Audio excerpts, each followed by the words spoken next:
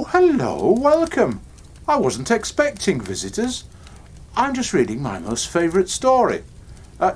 May I go back and read it to you? That's brilliant, thank you. 'Twas the night before Christmas, when all through the house not a creature was stirring, not even a mouse. The stockings were hung by the chimney with care, in the hopes that St. Nicholas soon would be there.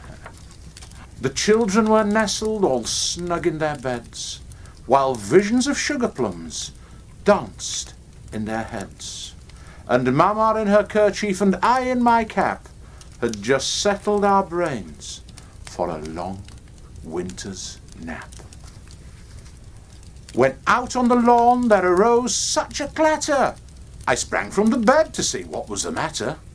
Away to the window I flew like a flash, tore open the shutters and threw up the sash.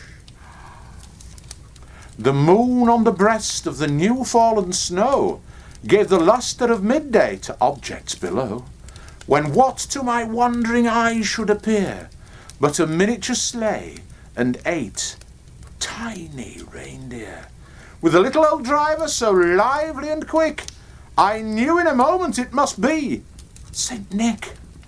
More rapid than eagles his coursers they came, and he whistled and shouted and called them by name.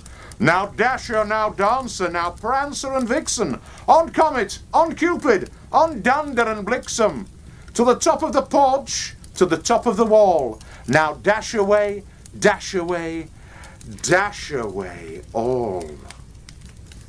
As dry leaves before the hurricane fly, when they meet with an obstacle, mount to the sky. So up to the housetops the coursers they flew, with the sleigh full of toys, and St. Nicholas too. And then in a twinkling I heard on the roof the prancing and pawing of each little hoof. As I drew in my head and was turning around, down the chimney St. Nicholas came with a bound. He was dressed all in fur from his head to his foot, and his clothes were all tarnished with ashes and soot. A bundle of toys was flung on his back, and he looked like a peddler just opening his pack. His eyes, how they twinkled, his dimples, how merry. His cheeks were like roses, his nose like a cherry. His droll little mouth was drawn up like a bow, and his beard on his chin was as white as the snow. The stump of a pipe he held tight in his teeth, and the smoke it encircled his head like a wreath. He had a broad face and a little round belly that shook when he laughed, like a bowl full of jelly. He was chubby and plump, a right jolly old elf, and I laughed when I saw him in spite of myself. A wink of his eye and a twist of his head soon gave me to know I had nothing to dread.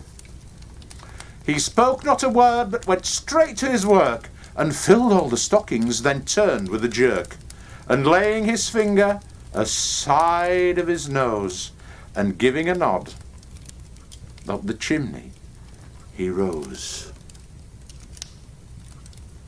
He sprung to his sleigh, to his team gave a whistle, and away they all flew, like the down of a thistle.